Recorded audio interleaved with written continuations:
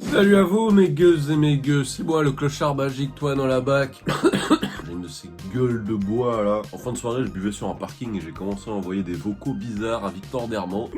Le caca, le pipi, le zizi. Voilà, j'ai besoin d'aide. Bref, bienvenue dans un nouvel épisode du clochard à table où aujourd'hui je vais aller manger du cheval. Je ne sais pas pour vous, mais en tout cas pour ma part, c'est quelque chose qui ne fait pas partie de mes habitudes alimentaires. Mais ici, c'est quand même assez populaire selon les régions. Pendant des siècles et des siècles au Japon, il était interdit de manger de la viande, et ce dû à l'influence du bouddhisme. Tu ne peux pas manger de yotsuhashi, c'est-à-dire de créatures avec 4 jambes. Le bouddhisme croit en la réincarnation de l'âme, et donc le respect des êtres vivants. Plus ton karma est bon, plus tu as de chances de te réincarner en un truc stylé. Comme moi. Vu mon karma, je vais sûrement être réincarné en une plaque d'égout dans ma prochaine vie. Youpi. À Kumamoto, on mange souvent du cheval cru et on appelle ça le wasashi, qui peut coûter très cher d'ailleurs, jusqu'à 400 € le kilo. Et oui, c'est cher le canasson. En tout cas, le cheval cru est très bon, c'est très juteux. Au Japon, on appelle souvent la viande de cheval le sakura niku, et ce en raison de la couleur de sa chair qui est très rouge, car la viande de cheval a un très haut taux d'hémoglobine. C'est pas plutôt rose les fleurs de sakura d'ailleurs. Petite statistique, saviez-vous qu'en France, 95% des chevaux de trait se destinaient à la boucherie, et que parmi ceux-ci, une grande partie était envoyée au Japon. Au Japon, on mange surtout du cheval français et canadien. Les chevaux sont entassés comme des sardines pour être envoyés ici et engraissés pendant 6 mois dans des fermes nippones. Et quand je parle de ferme, c'est pas les beaux pâturages avec des champs et de l'herbe à perte de vue. Et cet intérêt pour l'engraissage, c'est pas du tout surprenant quand on connaît le goût qu'ont nos amis japonais pour la viande bien grasse. Coucou le wagyu. Sachez également que parmi les pays de l'OCDE, le Japon a les standards du bien-être animal les plus bas. Mais bon, je plaide coupable car j'ai très certainement mangé du cheval français dans cette vidéo. Ça valait bien la peine de s'expatrier. Bref, générique.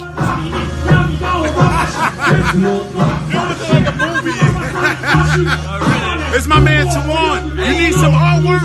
Hit my man Tawana.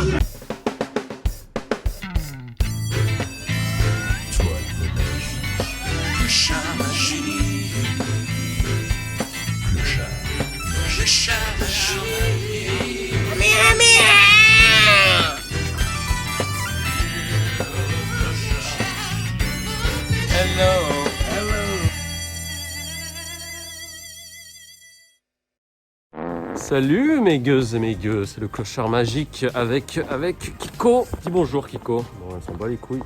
J'ai répondu à votre petite question par rapport à qu'est-ce que mangent les Japonais, qu'est-ce qui peut leur sembler un petit peu bizarre. Et du coup, je me suis dit, si j'allais tester un restaurant où ils cuisinaient uniquement du cheval. Donc j'ai de la chance parce que c'est vraiment à 2 minutes à pied de chez moi. Et on y va avec Kiko et on se retrouve pour voir qu'est-ce qu'ils vont nous proposer. Je suis très curieux parce que le cheval, j'aime beaucoup, mais j'en mange très rarement. Alors on va checker ça. Ah mais merde. Putain, j'ai failli me prendre l'espèce de fanion là. Non, c'est rien à voir avec le truc de massage taille là. C'est ça.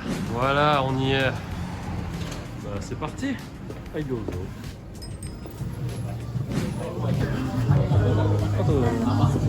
Kind of breakfast, menchikatsu and Ouais, c'est le bon truc au gaz. Là, je pense que si on explose, on va tous mourir.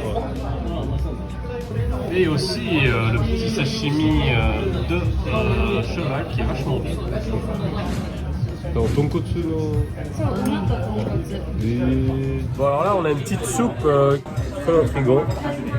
Ça sent assez puissant l'odeur. Et c'est tellement bon. Franchement, on dirait un petit peu les restes d'une soirée bukkake. C'est délicieux. On reconnaît que c'est un restaurant coréen parce que les baguettes sont métalliques. Mais pourquoi les baguettes sont-elles métalliques dans un restaurant coréen? Je ne vais pas m'étaler dessus, mais les baguettes coréennes se distinguent par leur longueur, leur matière et ainsi que leur forme carrée. Si elles sont métalliques, c'est pour éviter qu'elles ne crament lorsqu'on mange un barbecue. Rappelons que le yakiniku a été inventé par les Coréens au Japon. Et qu'elles sont carrées pour qu'elles ne roulent pas le long de la table et tombent par terre. Et toujours la petite mousse, c'est important de commencer avec. Apparemment, il y a une star qui est venue ici. Bon, évidemment, on n'arrive pas à lire du tout. Petite anecdote, il m'est déjà aussi arrivé de signer une fois l'une de ces plaques pour star. Mais bon, j'ai signé un truc dans un vieux bar à Takenotsuka, à Dachiku. Le tenancier du bar, c'était un fan de moi. Et je ne vous conseille pas d'aller à Takenotsuka. La première fois que je suis allé là-bas, il y avait genre 5 bagnoles de flics. Et il y avait des prostituées philippines qui se battaient avec des japonais. Sympa. Bon, on commence avec l'entrée, petite salade de patates avec forcément du cheval. Là, on a du natto avec du wasashi, donc du cheval cru. Petite feuille de nori qui va avec. Putain, j'ai un peu peur hein, pour ça. Et un autre qui a l'air d'être un peu fumé. Voyons ce que ça vaut, surtout pour le natto. Je pense que c'est comme une bouchée en fait, mais c'est un peu trop gros pour moi. Souhaitez-moi bonne chance. Bon, ce que je vais faire, c'est que je vais prendre un petit peu de natto pour commencer. Hein. Ah ouais, putain, regarde avec le fil là. Donc le natto, c'est donc du soja fermenté. Un petit cheval fumé. C'est comme une petite saucisse en fait. It's very good. Le natto il est pas trop fort. Parce que ça, normalement, c'est un truc, ça te reste dans la bouche, mais là, il est très bon. Hop, c'est parti, on prend tout ensemble. L'équilibre il est parfait, trop bon. Alors là, c'est encore une question d'équilibre. Il y a vraiment une toute petite touche de wasabi. Sympa ce petit assortiment là. C'est à manger cru. On va commencer par ce morceau là, qui est donc le filet. C'est comme un gros morceau là. C'est parti. Wow, c'est très bon. Ça c'est du cœur de cheval. J'aurais jamais imaginé manger du cœur cru. Mais voilà, c'est parti. Wow. It's good. Menchikatsu qui est donc la viande hachée. Là c'est avec du cheval et c'est frit dans du panko qui est donc cette fameuse panure japonaise. Le petit menchikatsu, c'est parti. En fait, on sent que la viande est riche, c'est bien gras, c'est bien goûtu. J'ai un peu l'impression de manger quelque chose qui entre un petit peu la viande qu'on a l'habitude de manger. Un peu de la chasse en fait. Regardez comme c'est brillant là, avec les bons morceaux d'oignon un petit peu aussi, avec du bon gras. Ça c'est du dos en fait, on dirait vraiment que c'est que du gras. Bonne chance. On a un petit bagna cauda qui est là, qui est posé, ce sera pour les légumes. C'est donc une sauce qui vient des Piémont en Italie et qui est faite à base d'anchois. Et c'est super populaire au Japon. Je sais pas pourquoi, j'en ai jamais goûté avant en Europe. Les flammes de l'industrie. Il n'y a toujours rien, hormis le gaudi caldo, le gana, un petit peu de gras pour humecter cette espèce de grill. Une petite sauce, puis la petite 09 au milieu. Bon, le sel vient de Miyako-jima. Bon bah ça on peut manger cru, et ça aussi, mais sinon le reste il faut cuire. C'est parti. Ça crépite. Oh, c'est du museau ça.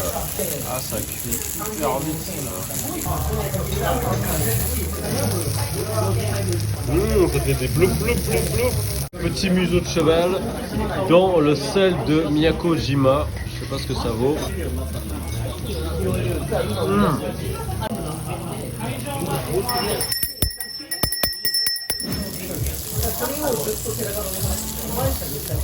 Finalement, on va goûter cette petite sauce d'anchois. Ouh, regardez-moi ça. Oh ouais, ça sent bien l'ail. Non, ce menu, il veut absolument rien dire. Il y a tellement de trucs à manger. Donc je sais plus comment ça. Ah ouais. Alors, ça, ce sera super pour digérer. Petite touche sauce sucrée et douce avec petite glace au thé vert. Oh, ça vient passer avec toute la bidèche qu'on s'est envoyée là.